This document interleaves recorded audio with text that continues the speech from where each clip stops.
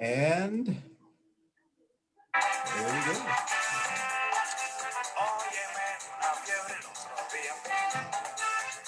Woo! Merengue! I don't really know how to dance that. I think we're live. Woo! It's the happy hour, everyone. Welcome to Coffee and Pan Dulce special edition. What is it? The happy hour? The happy hour, yeah. Yes, what is it? Black Month History. Black History Month. Our first happy hour. It is technically 4 o'clock, a little past 4 o'clock Eastern time, but it's 5 o'clock somewhere. So we are. I know for sure it's 5 o'clock somewhere. In Texas. That's right. It's 5 o'clock. Actually, no, it's only 3 o'clock there. It's 5 o'clock somewhere. That's kind of how we do it. Hey, listen, everyone. We don't do coffee at this time, right? No, I just have the cup. There's nothing in it. So there's something going to be in it in a second. So we're going to find out here. Welcome, everyone, to Coffee and Pan Dulce. This is a special edition, our Black History Month happy hour edition that we are here to celebrate. Also to specifically talk about Afro-LatinX or Afro-Latinos and Afro-Latinas who are also celebrating Black History Month. And we wanted to celebrate it as well because it's very important that our Latinx brothers and sisters celebrate Black History Month because of how important they are to us, our music, our influence. We're going to learn a lot today, hopefully. We don't have any historians, but we did some Googling. So we got Joel Odom. You know what, like we normally do, this is new for us because we've never really had a happy hour kind of edition. So let's go around the Brady Bunch screen, introduce yourself. We're gonna have some other people joining us. We do hope, I sent the wrong link last night, so I apologize to those people who may not be able to come in, but they'll be joining us on Facebook. Go around the Brady Bunch screen, introduce yourself in an imaginary button like we normally do, and then we'll do the, and then we'll get the show started. So Mama Ruth, you have the Brady Bunch screen so I can start sharing us. You know what? I'm still looking. Did you go live on Facebook? Because I don't see it. I did. We are live. Let me just make sure. Technical difficulties here. Here we are. Yep, I do show we're live. I see it. I see it. I see it. All right. Hey, we don't have a director. We're our own director. Okay. All right. Okay. So it's me, Joel, and Tony. Okay. All right. So you go first. There we go. Gives us time to share. All right. Like everybody said, it's 5 o'clock somewhere. I can tell because my dog's by the door already thinking that his boss is coming. Hi, everyone. I'm Ruth Perez. Everybody calls me here at the show Mama Ruth since I have 3 grandkids. And I have so beautiful. Pokemon. So beautiful. And today it's our afternoon special edition. So actually, I'm just gonna keep it low and flow. And no, I have not been drinking yet.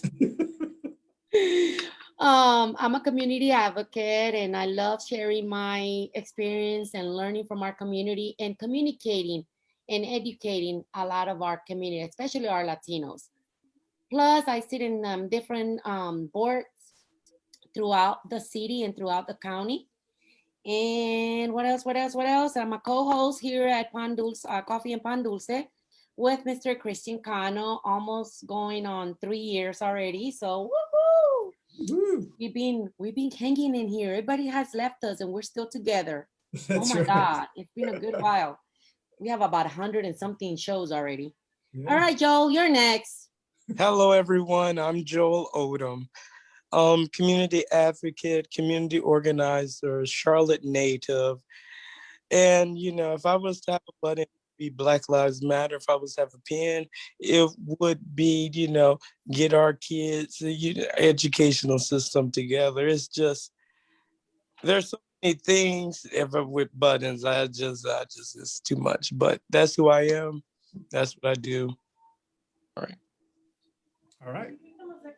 Greetings, everyone. My name is Tony Forman, and I'm one of the originators of this show. That's right. And I'm glad that I'm also here with you on this happy hour. One of the first again. I'm the last to speak, but I'm part of the first show. I appreciate that. I guess I'm considered a community advocate. I ran for District 102 North Carolina Assembly. And when I ran, part of my platform, and it has been that since college, coming from Brooklyn College, coming from New York, I'm a strong advocate of joining the Latino community with the Black community. I believe that that is a necessitated task that we need to undertake because there's strength in numbers, called synergy. The more of us that there are together, the more powerful we are. And I'll leave you with this. I put on Facebook, I put, what does power mean to you? And a lot of people didn't answer because they didn't have the answer. Power just means control. When you're in control, you have the power. And we don't have the power because we're not working together. Oh, you caught me drinking. I'm sorry. I you finished. Thank you, Tony. Yes, I know you're a very strong advocate. I've known you, I don't know how long, but Since I got here? I think so, yeah. Since Going you've on been 6 here. years, yes. If One of the you, first people I met. that's right. What Well, a listen, privilege. I'm Christian Cano, one of your co-hosts, along with Mama Ruth, and Barbara hopefully will be joining us, and Stephen, who is hopefully joining us sometime as well. But yeah, Tony or Anthony, I know him as Tony. Him and I, we've been around Charlotte, and that's the best way to kind of say it. And you know, if you look at our Facebook page, you will see 3 clips of our 3 original shows, and he was one of the original persons who helped start the show. And I don't know how to change that because I lost my editing equipment or so that's always going to be there until we get a director who can actually change our Facebook page. Yeah. Well, you know, we need to splice those together. Maybe some intern from Queen's University or something will volunteer. So listen, I'm Christian Cano, one of your co-hosts. My buttons are Medicare for All, Moms Demand Action, Black Lives Matter, also Trust Women. I've got my spring and summer jacket on right now because I'm hoping for warmer weather here in Charlotte. That's where we're actually at. Before we get started and start having the fun, we always salute to our neighbors, act like we have coffee, I guess. You know, I just got an empty coffee cup, but we can act like, you know, salute. Yeah. Oh, vitamins. All right. Good job. Tequila. Oh, yes. should I? Oh, I don't have coffee, but I do have my. Oh, I'm going to show you what I've got here and you guys can decide. Also, we want to make sure that we always support our Pandusa sponsor, Manolo's Bakery. Manolo's Bakery in Central Avenue. Please support your Black and brown small businesses and all small businesses during our global pandemic. You know, visit them, do takeout, whatever you need to do to keep them in business. And since we're celebrating Black History Month today, make sure you visit those Black small businesses as well. I know here in Charlotte, there's a lot of them that really, really need our support and our help. So we are going to be talking about Afro-Latinos, as kind of Tony had mentioned, and a lot of people are not, I'll be honest with you. I really was not familiar with Afro-Latinos or Afro-LatinX, the term that, you know, people are using, until pretty much I met Tony a couple of years ago. And I know Tony, he's very involved in our communities, in both communities, whether it's a Latino community or the Afro-American Black community, he's very involved as well. And I've always kind of admired him because he has the ability, or he's had the ability to kind of, I don't know how politely to say it, but get into both of them without saying, you know, without being kicked out, so to speak. I know, for an example, when I go to Black Political Caucus meetings, I can't actually stay in that room after a while because they start closing the doors. And so we want to kind of talk about that. But before we talk about that, I do want to ask Tony real quickly. Tony, do you celebrate, and everyone can jump in because this is kind of a free for all. Do you I don't know if this is a fair question to ask you. Black History Month more or Hispanic Heritage Month more? I guess there's a struggle, right? Because you are from the Dominican Republic, right? Right. Well, I tell you, I thank God that I've been educated in a way, started with strong women in my family. My father wasn't there. So I was raised as a Latino, as a Hispanic, because when you come from the Caribbean, they don't say Latino. Latino is for Latin America. They say Hispanic. There's a whole conversation around that. But I've never really thought about that. I celebrate Black History Month on the 27th. I'm celebrating the independence of the Dominican Republic. That's on the 27th also, right? Yeah. We all did a little short clip congratulating all the Dominicans on our day. And when it comes to the Latin History Month and stuff, I celebrate that. And what it is I'm just an all-around guy. You know what I'm saying? No, I love everybody. I celebrate Hanukkah, you know. But I never gave that a thought. And I guess it's because of the type of person that I am. I love everybody. I don't differentiate between them. And you know what I'm saying? But I always say I'm not anti-white. I'm just pro-black. I don't want people to see me as a racist because I'm not. Some of my best friends are rabbis. Yeah, so I celebrate as much of, I go, Ruth, no, I go to the Colombian independence, the Mexican independence. It doesn't matter to me. Everybody just has to be conscious of who they are. Yeah. You know what I'm saying? You have to be conscious. And if you're comfortable here with who you are, none of that matters. You know, when I go to the Black Political Caucus, nobody says a word to me, and they know that I'm Latino. Yeah. They wouldn't dare. Yeah. I'm not the one to mess with. Yeah. Well, listen, I mean, there are a lot of Afro-LatinX people, individuals, neighbors of ours in Charlotte. And there are, Charlotte is one of these melting pot cities, and we're still growing. People are coming here from everywhere. Yeah. And so the term Black here in Charlotte doesn't necessarily mean African American anymore. It can mean Afro-LatinX, or it can mean, there's so much diversity here. And so luckily we do have a person who has been here his entire life, Joel.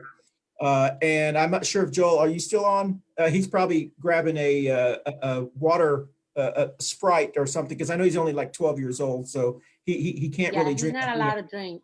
Yeah, he's not allowed to drink. But I do want to ask him if he can give us his feedback on, how the African American or the Black community here in Charlotte has grown and changed. I know in a lot of other big cities that we've all lived in. I know you're from New York. I'm sorry. Stephen, who's one of our other co-hosts, is from New York. Barbara has lived all around.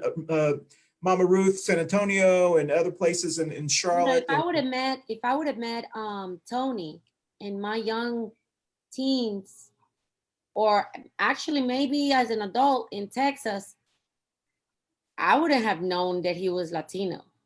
Yeah. To my knowledge. There's so much that I have learned here in North Carolina from all of us than what I learned growing up in San Antonio, Texas. Because to me down there, you see a Black person, you think it's an African American, and that's it. You don't question if they're from Mexico or Latinos or Hondurans or Dominicans. At least I didn't. So if I would have met him down there, I wouldn't even assume that he spoke Spanish. Yeah. Well, you didn't assume it when you met me here. What are you talking about? chime in real quick. I didn't even know you spoke Spanish here either.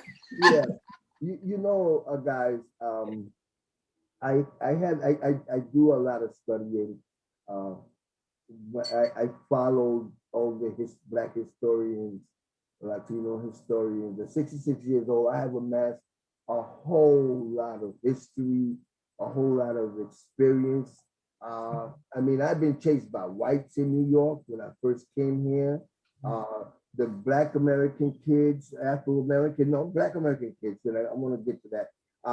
They used to call us monkeys and all that. I've experienced all types of stuff.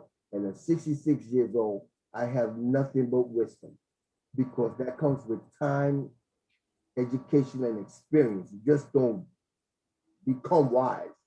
Sure. But as a human being, Tony, how did you take it when you were growing up? Well, You know. I tell you, coming from the Dominican Republic, and this is speaking on the subject that we're speaking about. Today, you have a lot of individuals that know that there's Latinos, that they're Hispanics, that they're Dominicans, that they're Puerto Ricans. When I came here, everybody was Puerto Rican if you spoke Spanish. Or Mexican. Yeah, well, here you speak to some people, if you speak Spanish, they tell you you're Mexican. Yeah. You understand? But that's lack of education. Yeah. And then also it's the divisiveness of the government. I mean, you know me, Tano, I speak French. Yeah. Okay? Of the government to keep us all apart. There's a systemic reason for that. When you use terms like African American, Black, and melanated, most individuals don't know how that tier works. Sure. What am I speaking about? If you're born, let's just digress a little bit. When the slave movement came to the Western Hemisphere, they went to Jamaica. It was under English rule. From there, the whole thing with Christopher Columbus and all of that, that's how we became Hispanics. All right. Then you come to America, the slave trade and the whole slave fiasco, if I may, we became Afro-American. Now, what makes us one? Afro-American doesn't. But that's only American tells you, okay? Black does, but depends on where you're at. Yeah. Now, melanin is what gives you that color. Sure. Melanin gives you different shades.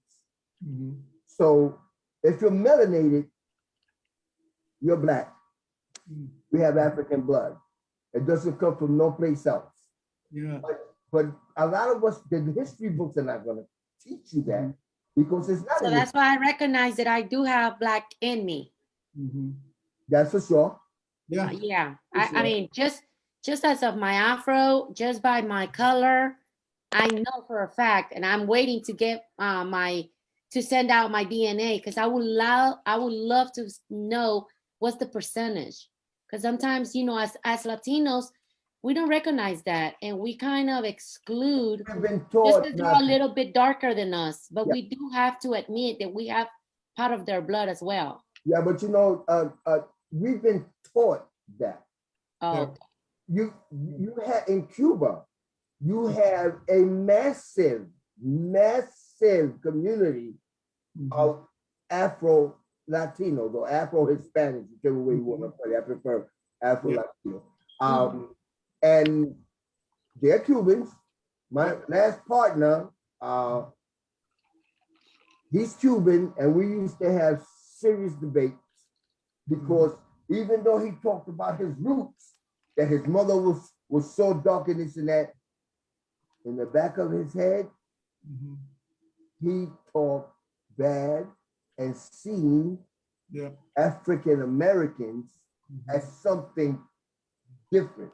He did not associate it because he said, well, Tony, you're Dominican. En la ruta tuya hispana de los Españoles, he's still under that belief that we're Spaniards, and see, the Spaniards invaded those islands, taught them their religion and all that, and all of us, and in Latin America, most everybody is Catholic. Yeah. You understand? But when you look at people like Ruth and I and you, I was just telling Representative Moore of this morning.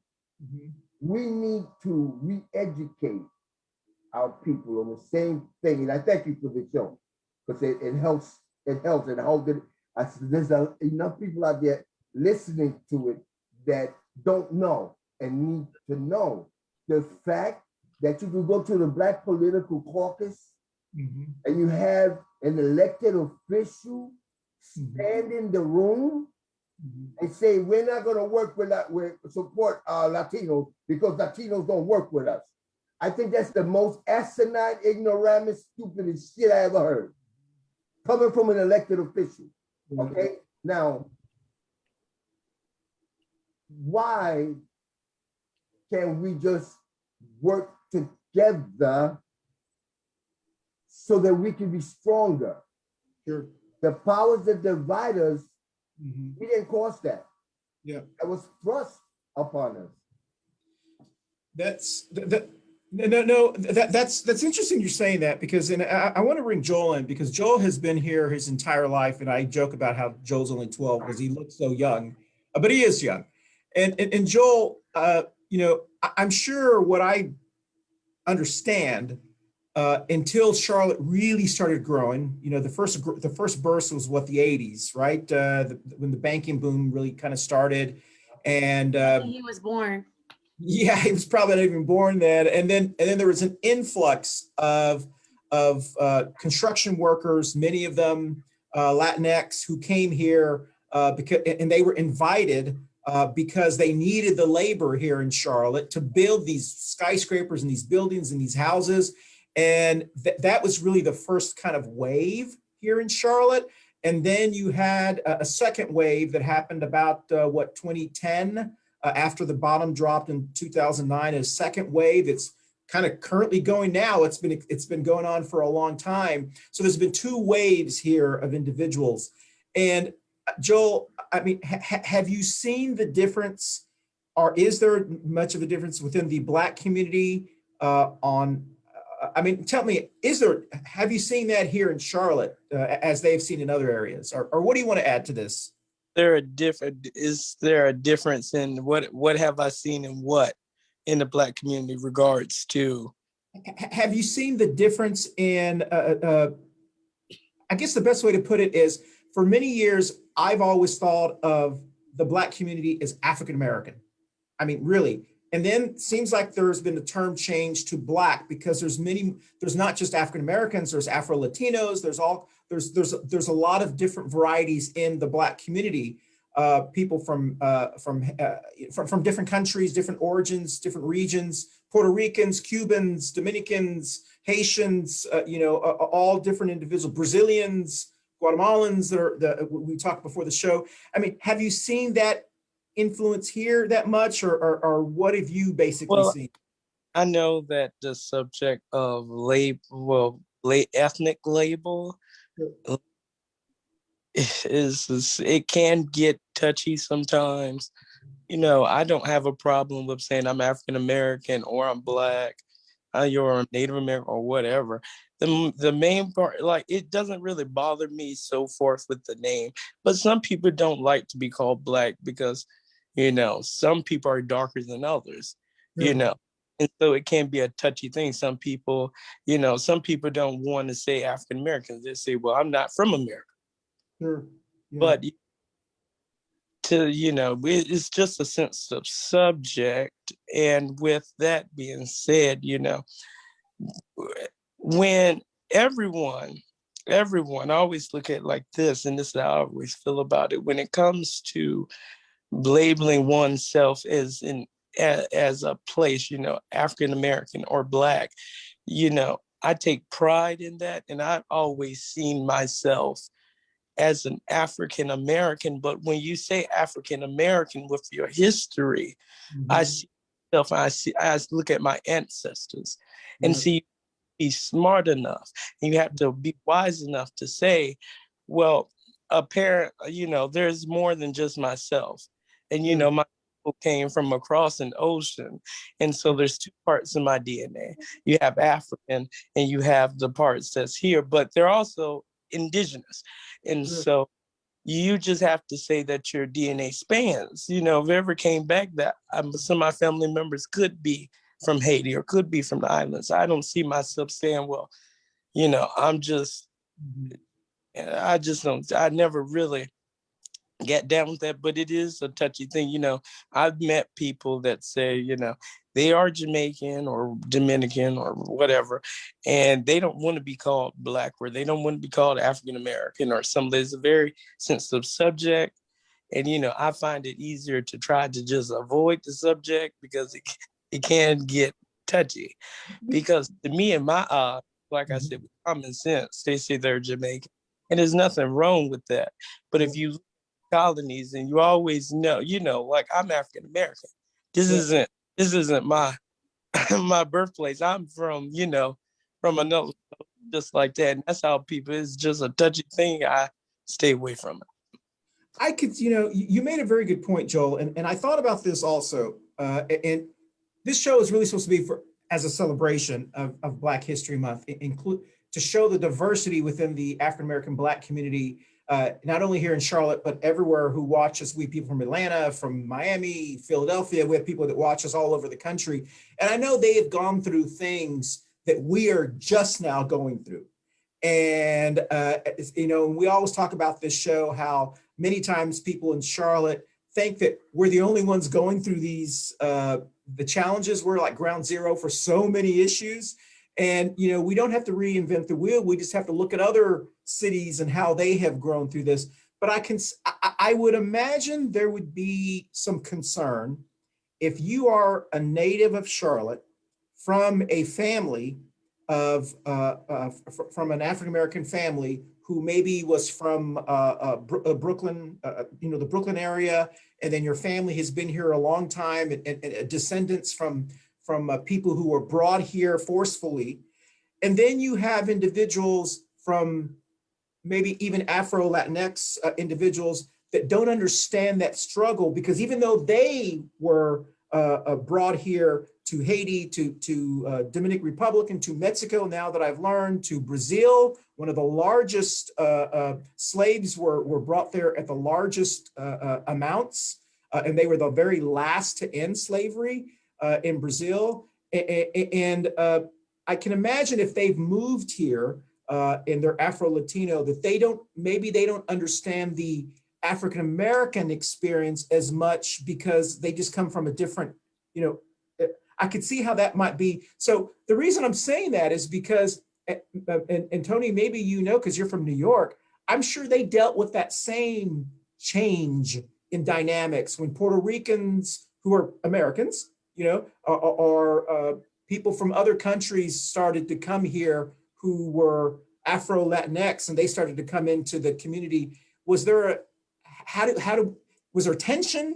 I mean, I don't know. I mean, I sensed a little bit of it. Yeah, well, I alluded to that a little while ago. When I first came here in the early 60s, I experienced that because where I was at, you had more Panamanians in Crown Heights than any other Latin community. Puerto Ricans are the largest groups of minorities all over the United States, but mostly like in New York. Yep. Here, as you very well know, one of the largest groups is the Puerto Rican community. I mean, their event, you get over 22,000 people that come to the event. A large voting community. But anyway, it's experienced. We've gone through that in New York. Sure. Now it's an understanding, because Everybody was Puerto Rican when I first came here. Yeah. You were Panamanian, or you speak, listen, you speak Puerto Rican. Yeah. Which is If you're Dominican, oh, I experienced this. yeah. Oh, wow, Tony, you speak Puerto Rican? And I'm like, people need to be, but it all goes back to education. Sure. I believe that because of people like us that are doing this and we are educating ourselves, it's an interchangeable process of ideas and cultures. When I watch the show more than what y'all think I do, but the show is always very colorful. Sure. In terms of culture. Yeah. Yeah. But I wanted to go back to something that Joel said. Okay. I just wanted to clarify something. He wasn't wrong, but it needs to be clarified. When like people like Jamaicans or Dominicans or Barbadians or something like that say that I'm not black or something like that, they don't exactly mean that they're not melanated. Yeah. They're going to the culture. And Jamaican, they know that we don't have more race conscious people than Jamaican. Bob Marley. You understand? So they don't, again, it's a lack of education. Dominicans, if you talk to Dominicans, they'll tell you the same thing. I'm not American. I'm Dominican. Sure. The fact is that when you come to another country, you come to the United States, when Italy do what? What the Italians do. Sure. You understand? So it's just a lack of education, but nobody can escape the fact that if you look like me, that you're not black. If you negate it, then you need to be educated. Oh, that rhymes. It's very interesting you say that, because I don't know if anyone has seen the documentary 2010, 2011. It's on Prime Video. You can rent it. It's a PBS documentary called Black in Latin America. It's an incredible, very educational video. Yes, and it really, I encourage people to watch it. There's a lot of other things out there. And I watched it this week in honor, it was on Prime Video. And I'm curious because Mama Ruth and I kind of have the same thinking. Right around Christmas, the Ancestry.com kit was on sale for $59.99. And I was going to order it. I said, okay, I'm going to send off and do it. And then I didn't. Well, it's gone back up to $99.99. So I'm waiting for it to go back on sale before I buy it, by the way, on Amazon. But I want to buy it, and I want to check my DNA, because according to that documentary, almost all of us who are from whose ancestors are from Latin America have African blood in us. Many countries, especially sections. A drop, I bet.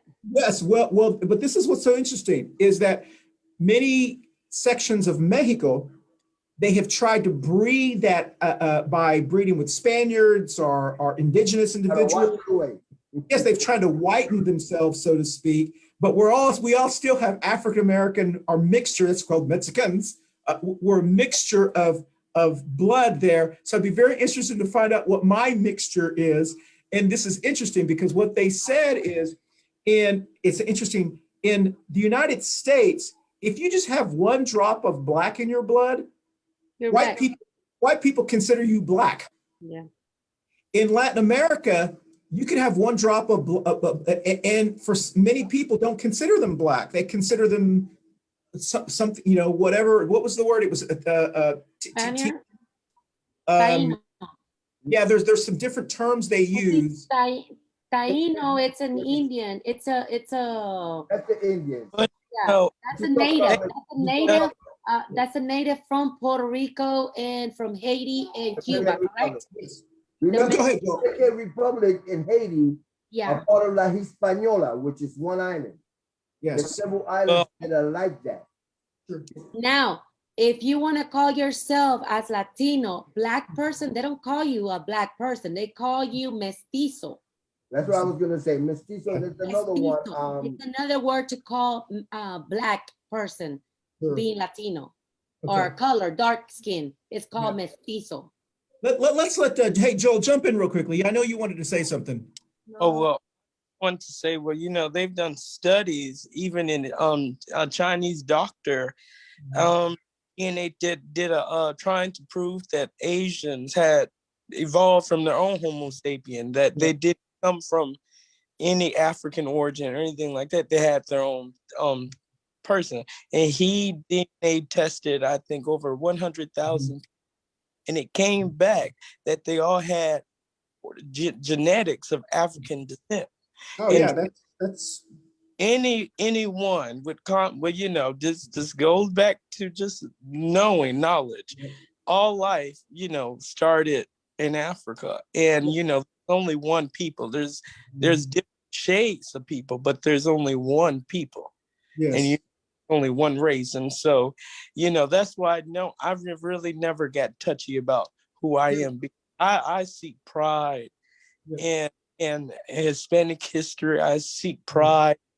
When I found out that the second African president of Mexico, the second president of Mexico was African Latino, that seeks pride in me.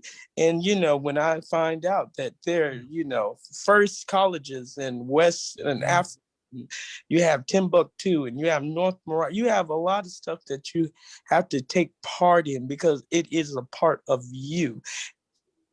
That's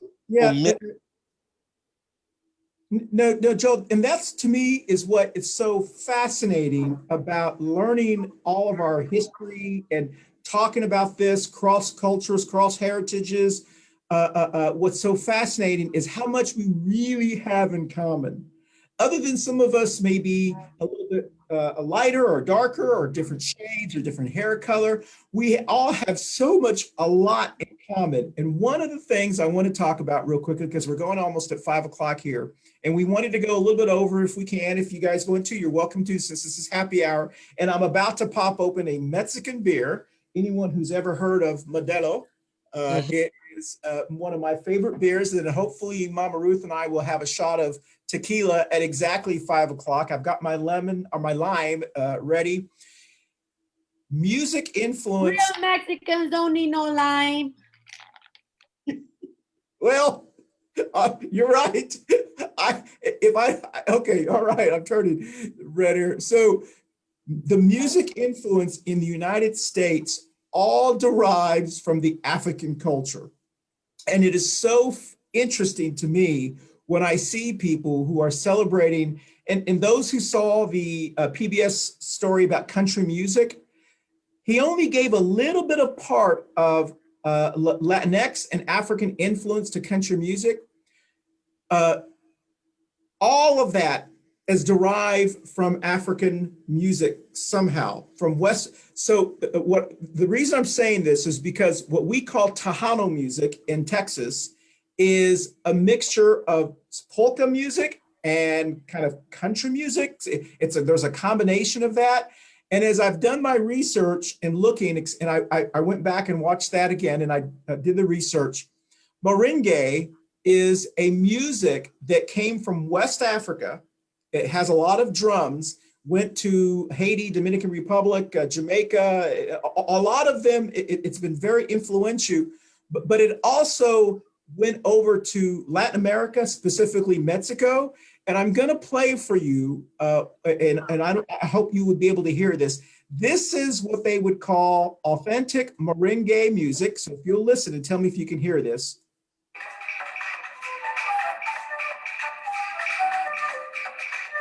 Can y'all hear that? Okay. So that music came from West Africa, all right? It was brought to the Americas by West Africans and who were brought here. That music turned into the music that we started the show with, this music.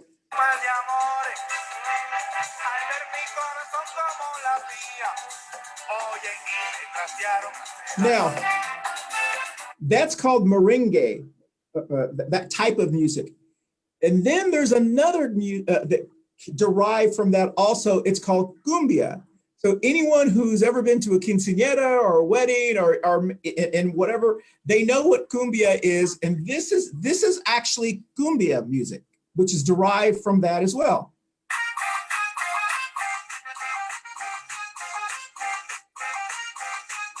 So that's cumbia music. And for those people who think, oh, we don't listen, one of the biggest stars in Tejano music that we've ever had, and I'm sure we'll have many more, her name was Selena. This is her. She actually took her music from that music and made it very popular. And you may, this is Selena.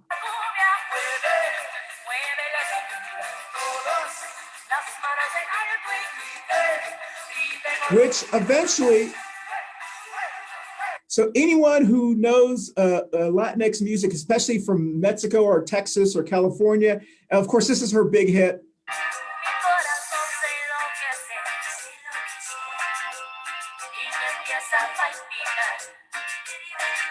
So our African culture and heritage has influenced music that we all listen to. That eventually turned into country music. They included polkas, Polish, what are those things they have, Mama Ruth, that they play with Tejano music and ranchero music? Accordion. Accordions, which turned into country and Western music. And anyone who knows who King George is George Strait. He's from Texas. He married a Mexican native woman. All of his music is influenced by Tejano country Western music. And so when I see these people who listen to country music, which I love, you know, and the Scott Irish, their music, which is more bluegrass kind of music, we all have in common, we all got it from Africa. And that is why we all should celebrate Black History Month, because it's so influential in everything that we do. And so Latinos, whatever, you know, term you're using now, whether it's Latino, Latinx, Hispanic, Chicano, if you're from California, or whatever term you're using, Black History Month is something that we all should be celebrating, not just African Americans and so forth, because it's the foundation of our country. So I just wanted to add that in there, so that way if people want to know, because there was a question that was sent to me when we decided to do the show, why do we need to celebrate Black History Month? Because it made us all who we are, and we need to support our those who currently are struggling because of something as simple as their skin is not the same skin color as mine. And well, I can tell you one thing about where I seek pride in Black History Month. It is, if we were to be honest, and if they were to tell the truth, and if they were to be real on a level of how things started, what things are for and how it came about, then there would be really no need to celebrate African American for a month, because we would be celebrated the whole year. yes, The Statue of Liberty was given because of the abolition of slavery. It was not because of give me, you're tired, you're hungry, and you're starving. It was because, look it up, Abraham Lincoln paired up with a French artist who was against, was for the abomination of slavery. And in their country, in France, they ended slavery. He was an abolitionist, and he sent it here. Congress actually voted to change the statue, because the first statue was supposed to have chains on her. She was supposed to be bronze. She was supposed to be brown. But the United States Congress voted to change the statue.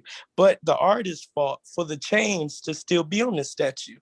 And the chains are still there, but at her feet, you wouldn't know it. And so the part is, when people say, well, why do we have to celebrate African American? The month, just give credit where the credit's due, and you won't have to celebrate a month. We would celebrate all year. Still, go ahead, Tony. And that is true, because if we would really understand that, even though, like you just mentioned earlier, Christian, and what Joel is saying is the absolutely truth. If we would recognize here as a one nation that thanks to all these Africans that were brought in to around the world, because they got them from Haiti or from that part of the world and brought them into here. And thanks to that little drop of blood of whatever mixture they did, whoever got with them, we are produced by that. We were the evidence of this country. Yes, So because it's not 1 month. It's not just the month of February. I didn't understand it at first. Why should I celebrate just for once? Yep. But then it took a lot of courage, a lot of suffering, a lot of death, a lot of names to be able to earn at least a piece of a week for recognizing the Black Month history. Yeah, I think that one of the reasons that we need to have a Black History Month, I say that I've been celebrating Black history since I was born, because I'm Black. But again, I go back to the education. There are a lot of people that before there was a Black History Month, believe everything that was in the history books. During Black History Month, a lot of history sharing is done, especially on Facebook. With I didn't know, as educated as I am, that we alluded to China. If you go to Germany, Italy, all those places, if you look in the right place, you'll find pictures of Black Jesus, pictures of Black saints, and all that. And in a lot of those places, they're displayed. But if you look at it, because we've always been taught that Jesus is white, when you look at it in your mind, you don't see the color. Well, there's definitely a lot of deprogramming we need to do. Or misinformation. Yeah, People are confused, and they're not learning the real story of the real meaning of Black history. And see, that's the nit and grit of it all, because that's how they wanted it to be. Because at the end of the day, like, you have so many people say, well, Black owned Black crime and Black people need to do this. Well, I just have a question. What if Congress would have never voted to have that statue and changed, and little Black kids and little brown kids and little just different shades of children would look at that statue and they see a Black woman being free, feeling would that have? Would there be as much crime? Would there be as much hate that we have for ourselves if people were to be honest about how things came about, how inventions started? Because if we come down to it, Black people, Africans, whatever, were involved in everything, some way, some shape, some form. And that's something that a lot of people try to take away from. Because like found out, Christopher Columbus had a Black navigator. It's just so much and so much rich and fullness. And the sad part is, when I think of these people, I just think of people that are just worldly people. That's how I think about it. I think of that, Joel, you said something that's very interesting, and I want to kind of piggyback on that. But we also want to join someone who is joining us from Texas. Apparently, her power is on, or she wouldn't be coming in. Cindy Lopez, one of our neighbors from Texas, is joining us now. Looks like she went dark real, so hopefully her power didn't go off. Maybe she can tell us what's going on in Texas. But listen, all of you said something, and because the question, that, like I said, someone had asked, why do we need to, we as in Latinx individuals, Latinos, why do we need to care about Black History Month? Why do we care about? There you are, Cindy. Welcome back. How are you? Power's on. Water. You're muted. You're muted. We can't hear you, Cindy. We can't hear you. You're muted. Okay, can you hear me? Yes. Okay, the power's on. Water's still a little frozen in the pipes, certain areas. We have a lot of leaks down in the area, but at least we got power and heat back, so we're good. Thank you. Does Well, Ted good. Cruz Did the have sun come power? out yet? The sun has come out. I heard that. Yeah, that's good. We're all Tony, excited. It's nice and warm out there now. Does hey, Ted Tony, Cruz have power, Cindy? I'm sorry. Does Ted Cruz have power? According to the news, he's so that he's is, in Mexico. He wanted Hilarious. He's in Wait Mexico. a minute. He wanted to build Is he a the wall one for us. escorting his kids to Mexico? so I know we're supposed to be talking about Black History Month, but we can't help all but laugh at Gosh. just the complete hypocrisy and buffoonery and craziness. Ted Cruz spent 5 years pandering to Trump about Mexicans building a wall, how our family members are rapists, and this, and then when things go bad in Texas, He hides he wants to go to Mexico. Okay, he wants to go to Mexico, and escort his kids and wife. and then Yes. he's such a cad that he threw his little daughters under the bus by saying, well, they wanted to go. And so now his daughters are going to be ridiculed by their friend. And he and as if it's so silly. And so this is a man who wants to be senator, which means that he doesn't have the adult rationality to say, no, kids, you can't just do whatever you want to. It is, that whole thing is just so crazy. But what's crazy, there are people defending him and Can saying you believe that? that's just crazy. Ridiculous. But it's so crazy. But I'm glad you have power and water, because that means that you live not far from my parents. So that means that hopefully they're doing okay. So, we're celebrating Black History Month. It's a little after 5 o'clock. We only have about 20 more minutes left on the show. We wanted to respect everyone's time. So it's time for me to open my Mexican beer. Mama Ruth, are you ready, Mama Ruth? How do you open these? Where's your shot? I got it. But Chris, I'm not open that with there you go. Yeah. You open it with your hand. Like, are you sure? There you go. Yeah. All right. So I've got my Modelo to celebrate Black History Month. Modelo. Modelo, but of course I'm drinking the light. Okay. I've got my Andy, I told him the real Mexicans don't need lemon with the tequila. That's right. You got to do straight shots.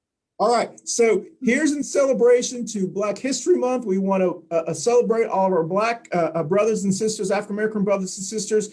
We need to celebrate this 365 days a year, not just this month, but this is our little chance to try to educate people on why our Latino brothers and sisters need to pay attention to Black History Month. Their history is our history. So let's salute everyone, and let's see if I can do this without embarrassing myself.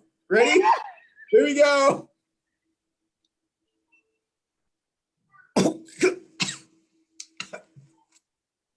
God. Hey, Carlos, tell my Afro-Latina over there that you are Mexican, but you are a Mexican American. And you eat lemon with your tequila.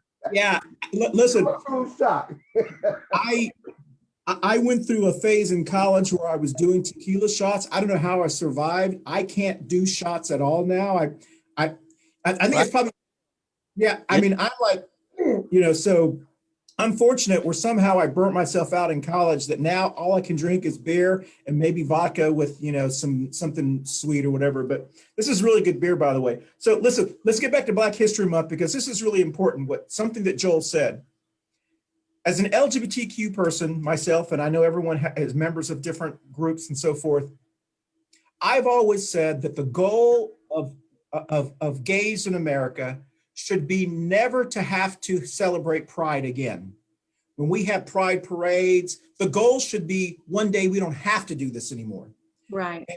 And that really should be the goal. And so what Joel said is the reason the reason that we celebrate Black History Month or Hispanic Heritage Month or Asian American, the reason a lot of our groups have to do that is because there's a portion of America that doesn't want to acknowledge that we're even American.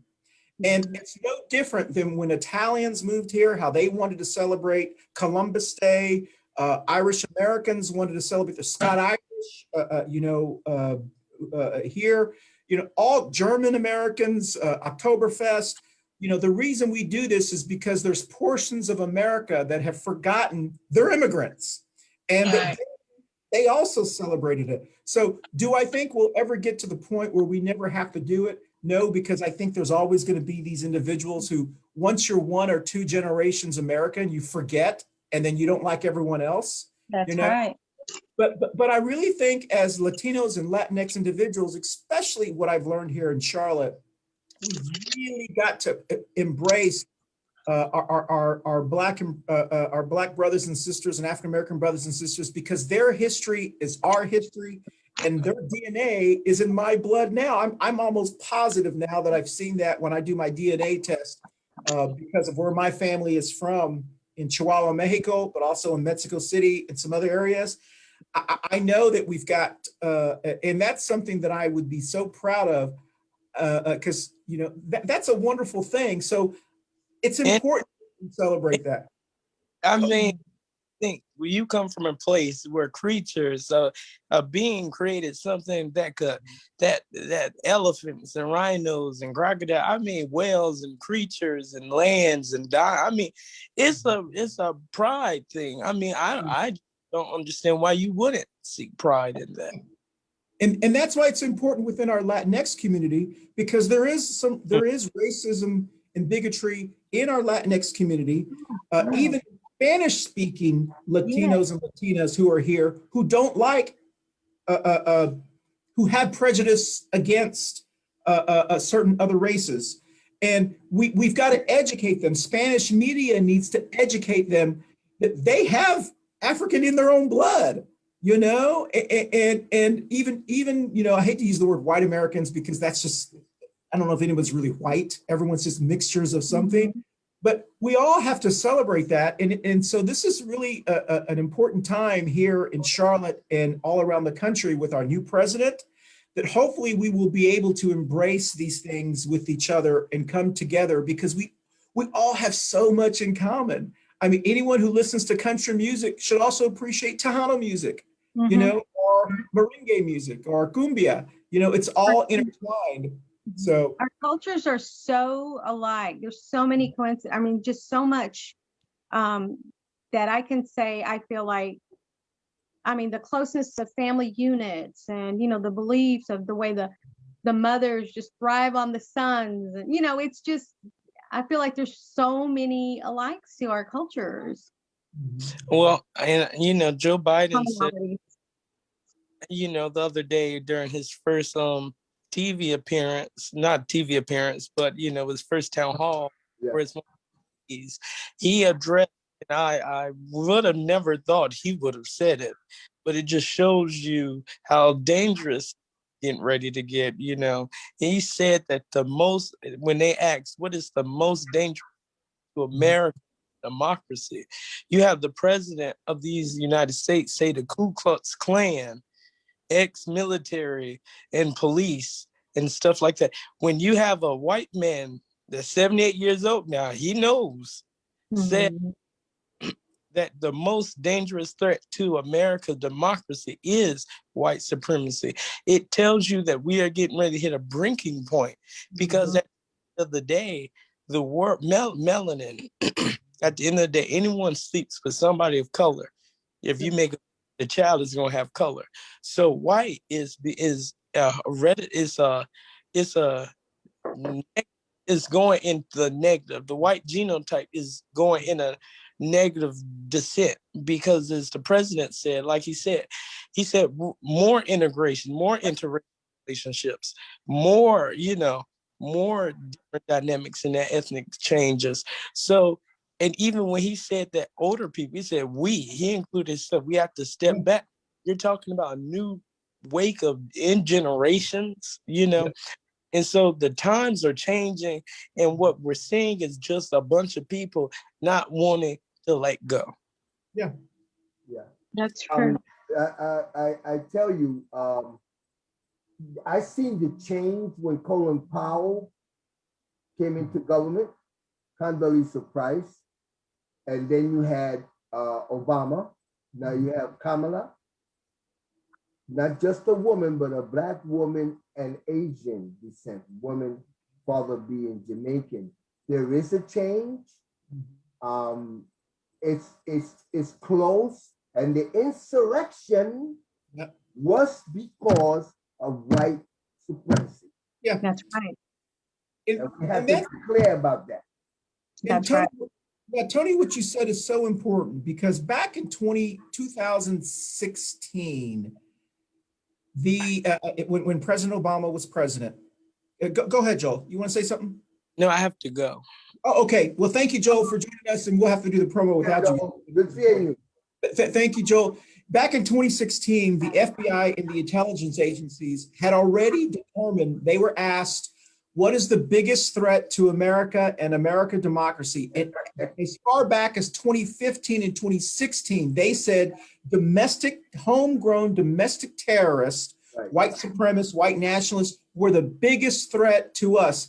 Because remember, we were still thinking it was Muslims or people from from different countries.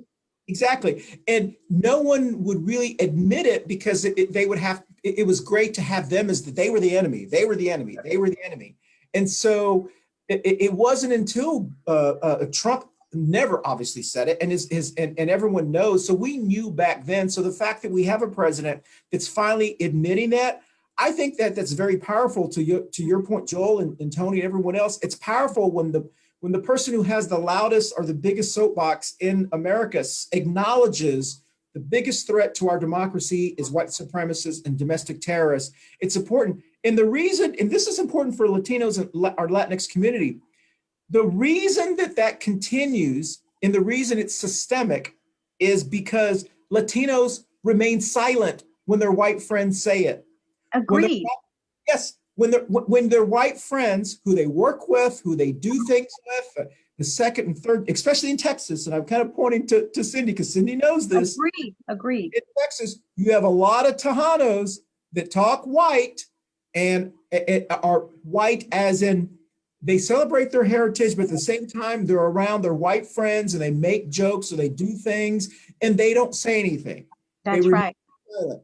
And so it's important that we have to say, that's not acceptable for you to say that, and if you're going to lose that friend, you have to make, is that really the friends you want, Yeah.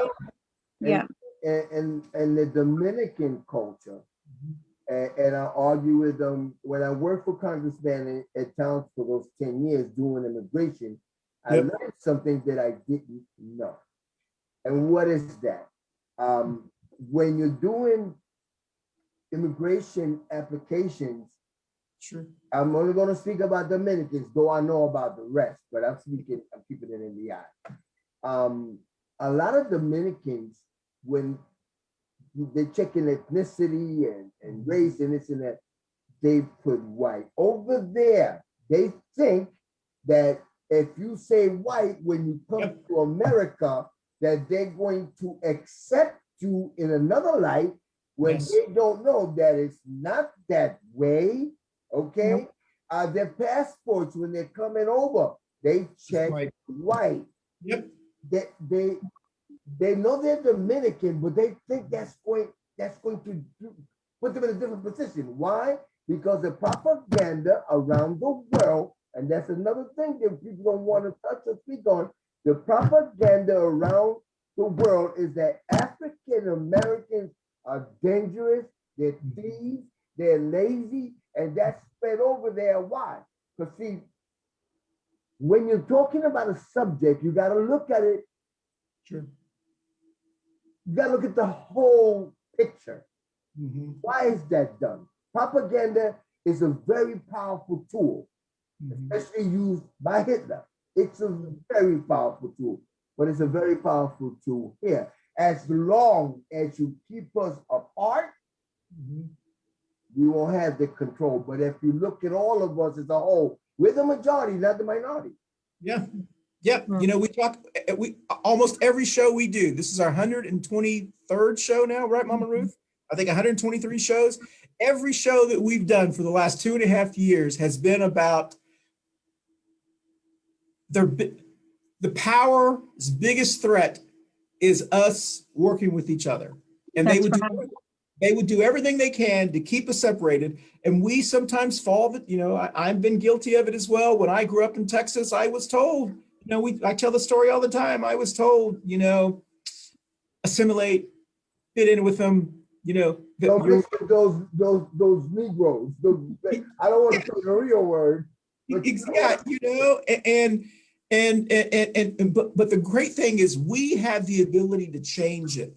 We have the ability to change it one person at a time. Our millennials, our children have the ability. Mama Ruth is teaching her kids some wonderful things, and they have the ability to change it. And I think within our lifetime, we've seen changes already, just within my own lifetime. And I'm sure, Tony, you've got so much world experience and wonderfulness. But this is what's really great about our culture, both the Black culture and that Latinx culture.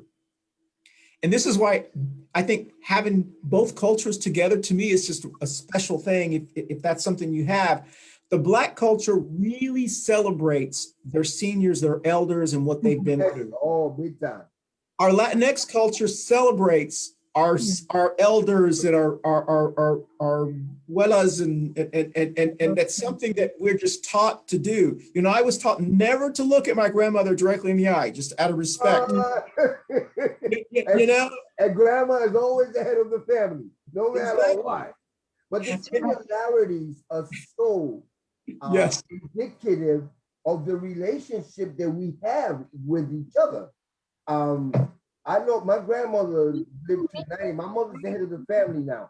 And the rest of the family, from the pyramid all the way down, my mother is the one that they've come to for advice, to make major decisions. Well, Tia, yo voy a hacer esto, I'm going to do this and this and this and that.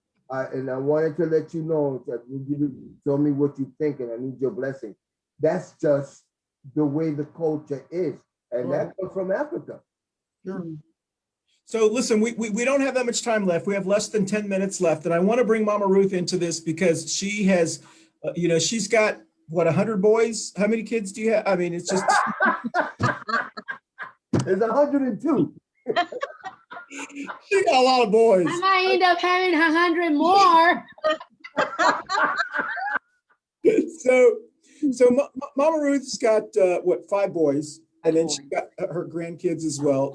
So tell me, growing up in Texas and living in Charlotte, you and your husband, you've raised some beautiful, I don't know if you've seen her boys, they're just beautiful, just really good kids. I mean, I've met them and they're very well-mannered and polite, and, at least around us, they are, they're probably, raised Cain afterwards, but, has it been difficult for you as a mom, and maybe even you, Cindy, our parents, because I don't actually have any kids other than dogs. I have nieces and nephews, mijas and mijos, but they're not racist, because every time I go, they treat me nice. Well, yeah, that's right. But has it been difficult as a parent, a Latinx parent, educating your children about the importance of, different cultures and stuff? I mean, what are y'all doing? Maybe we can end on that. It's kind of tough here with me, especially like having boys. In the area where we live, they've experienced a lot of differences. I mean, there's only, I think it's 5% of color or Latinos in their school district. So they're more into hanging out or seeing more whites than color or their color skin. Yeah. However, especially Yabi, he's a 13-year-old, and he questions me a lot of things that he sees around. Or he hears. The difference, and he hears. Yeah. So right now he's been playing for a team, basketball, where he's the only, in his team, he's the only Latino. Mm-hmm. And then there's only one white kid. The rest are all Black. So to him, he feels good because he feels more confident with being with Black than with whites. And I've noticed that, and I've asked him, and he's like, well, I feel better. And I'm like, but why? You know, I'm not trying to be discriminated for anything. I mean, we should love everyone, Yeah. but it's kind of hard for me kind of impose to them who to choose or who to hang. I'm Yeah. just letting them choose at their own heart feeling. Yeah, Like but you if gotta they educate feel them. good, where they feel good. Yeah, you gotta educate them though in terms of your culture and where they stand, because if they get in the wrong group of whites, they're gonna get it. Yep. I'm being I honest. remember my 19-year-old came home one night and said, Mom, you're over here teaching me and educating us about the use of marijuana and how harm could be, the use of drugs and stuff. You should go to my school. Those kids are not that easy of marijuana. We're talking about dope. We're talking about heroin. We're talking about cocaine inside the bathroom. And these are kids that are kids. Their fathers are lawyers, attorneys, doctors, you know, they're wealthy kids. And I was like, oh, Jesus. I mean, I'm over here on this side of town thinking that, you know, and then I realized, and I'm like, okay, so I guess we should just become ghetto again. I mean, you know, and joking around with them, but it's a big difference. Well, you know, I know with my children, my three sons, they're all grown now, but they grew up at they went to Eastern Hills, and that was a predominantly Latin and Black school. And I had to explain to my sons sometimes they were actually Latinos, they were not Black, but I had to break it to them gently. But that's more their comfort zone, and that's I understand the reason for that, you know. Beautiful culture, and they've always been welcomed into their homes, and they've been welcomed into our home. And I just think that, and they're educated as well on our culture just as much. They're very loving. Being a part of the LGBT community, my children are very accepting and loving of everybody. There is no judgment there. They know everybody's got a different walk in life. They know everybody's got a different struggle, and they just accept everybody. That's the best way to live.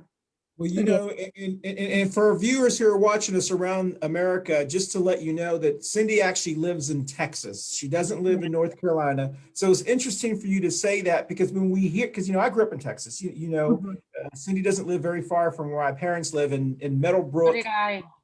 Area. And there's so much diversity in Texas. I mean, it really is. You wouldn't think that when you live outside and you hear the news about Texas, like Ted Cruz and Dan Patrick, all you hear is the crazy, you know, the crazy kind of this. But there's really a lot of diversity, and that's what really surprises me so much. The majority of Texas is like Cindy. I mean, and my parents and my family, but yet they don't. But yet they don't go out and vote like they need to. Oh, I do. We do. I push everybody. No, you do. But that's why it's always surprising when I see a Dan Patrick or a Ted Cruz. You know, I know it's changing. It's changing. You know, just demographically, but it's just so. Texas really is a diverse. Yeah, and North Carolina, we are seeing that. We are like what Texas was during the Ann Richards, right after Ann Richards. Yes. That's what we're going through. We're going through our identity. We're going through, you know, we still think a white guy is the best candidate instead of a Black woman, you know, and so it's going to be changing. And you know, you have another problem is you have, I mean, to each their own, but like the Latino community, if they go to school in Richland Hills or in Keller and Watauga, oh, they're just above all the other Latinos, you know, and they form to their ways and their. It's like that's why we have to be careful and teach our kids the right.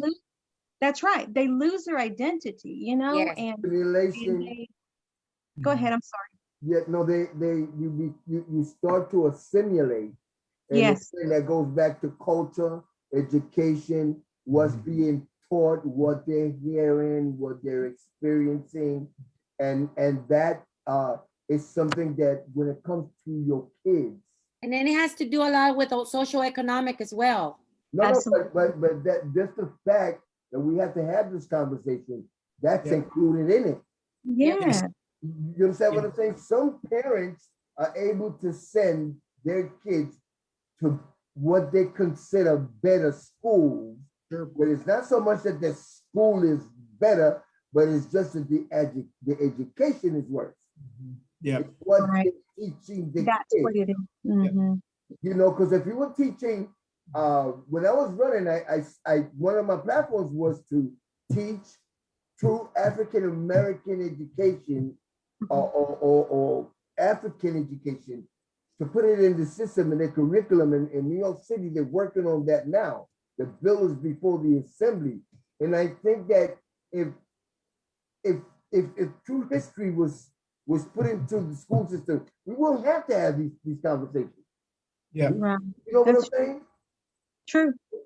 Well, listen, we have run out of time. Believe it or not, we've been on for a little, almost an hour and 20 minutes, and we've been sitting here. We've talked about a lot of things. We're here to celebrate the Afro-LatinX community, but also Black History Month.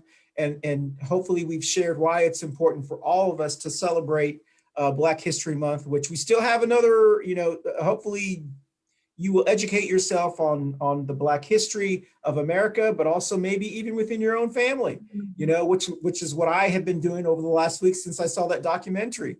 And so, it's been great to have Tony. I've known Tony for a while. Like I said, as he reminded us, and I know he was one of the persons who helped us start the show. He was on for a while with Jeff Scott and Mama Ruth.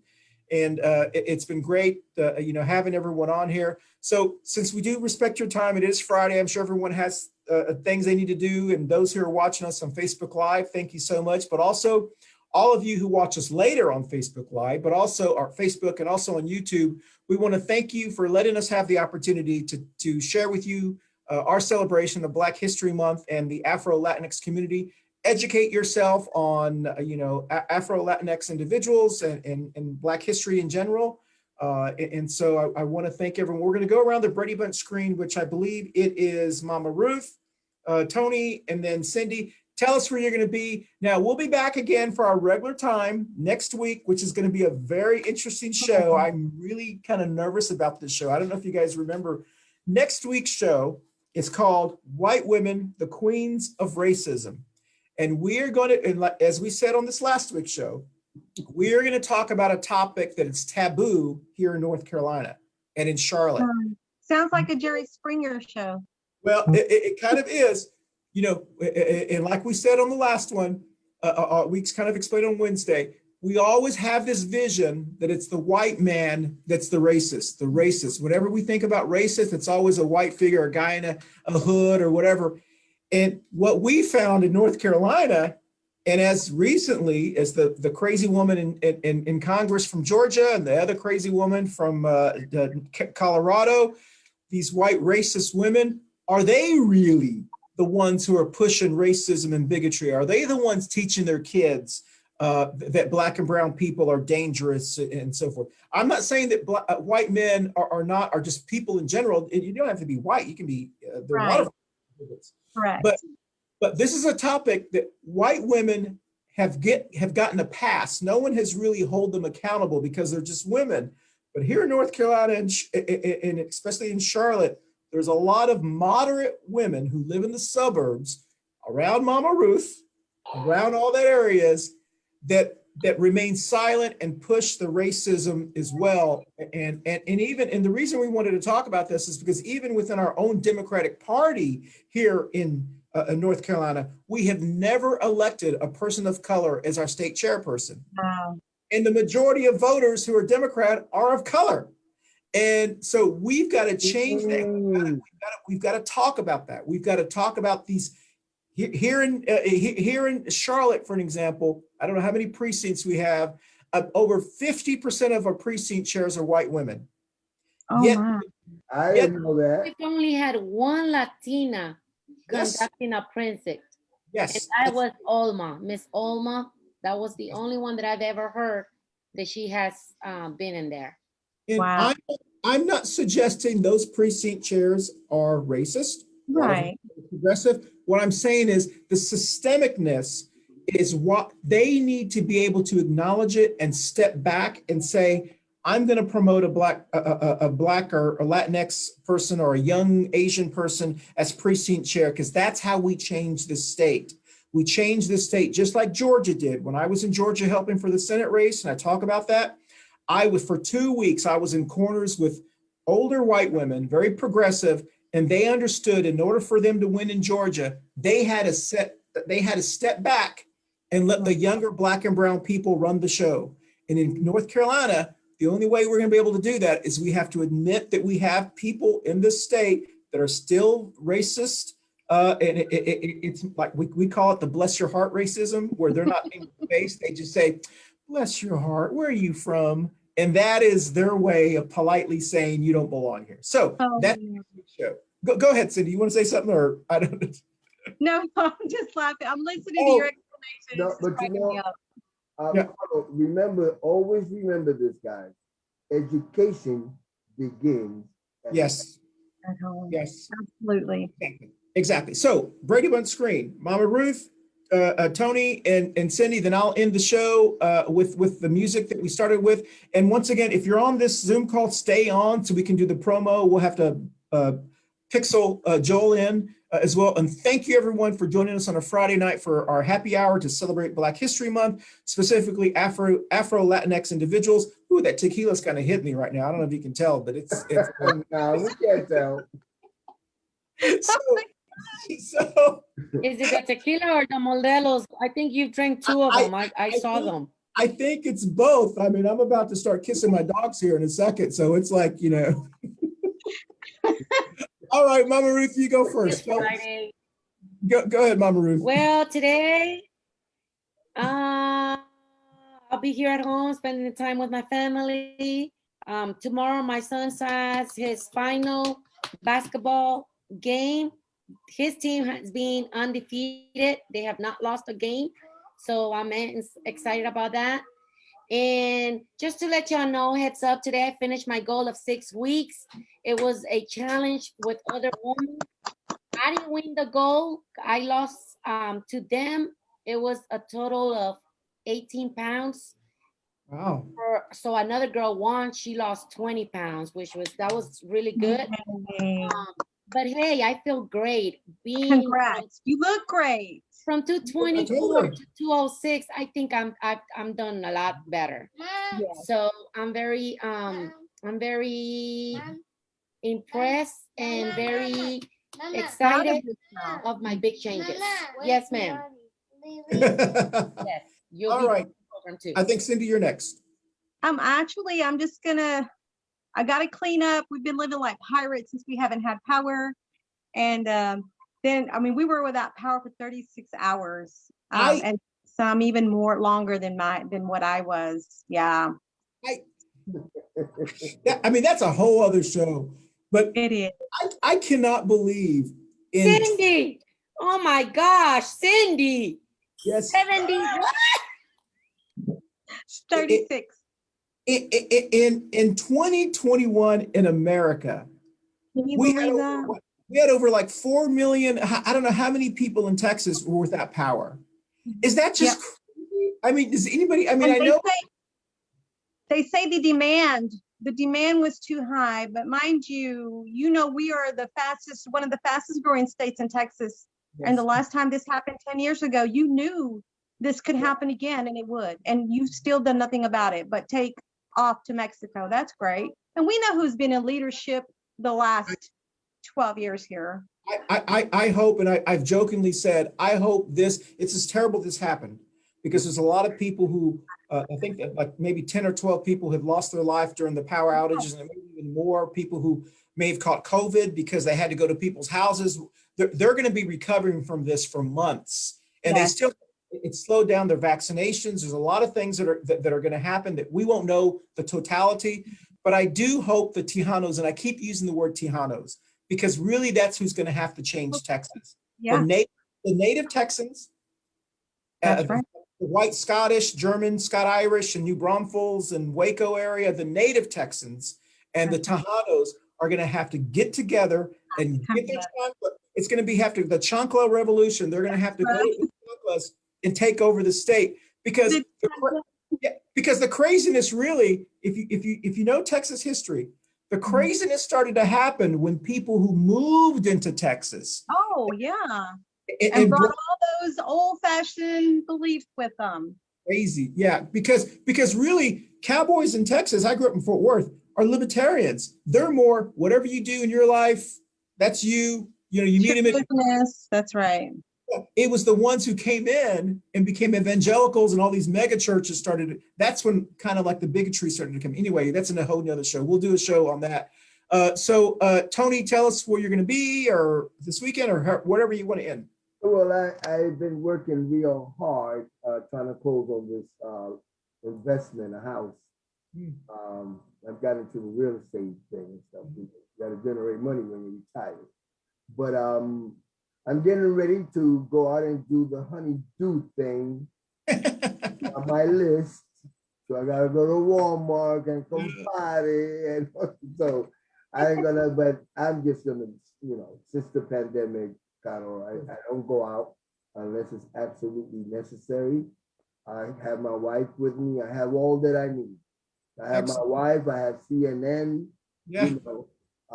Sometimes Fox just to see what they're talking about. But I'm content. I'll come back, watch a little bit of TV. My wife cooked, and I'm going to do my thing. Well, great.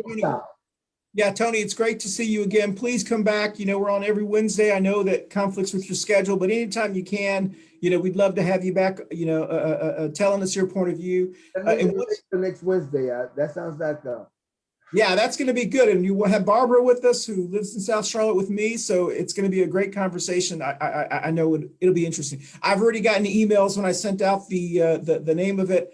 How dare you talk about, that's going to stop me. Serious? Yes. So anyway, like Mama Ruth knows this, a lot of people watch our show later. And they watch us on YouTube, and and whenever we have these, we'll get 2,000, 3,000 people that watch us after, like the night after, because they don't want us to see them. They don't want us to see them watching. But Kano, the fact that you receive that, tells you how imperative it is that we have this conversation. Exactly. As you know, Mama Ruth, as you know, Kano, nobody wants to have that conversation. Yes. Time that it happens. So I should be on the show. All right. Well, listen, stay on. If you're on Zoom, stay on, and we're going to end this. We're going to end this show with all the people that are watching us with. Oh, I'm sorry, y'all. It looks like I erased the music. So, here we go. We're going to end this show with our music. Here we go. Bye, y'all. We'll see you next time. Bye.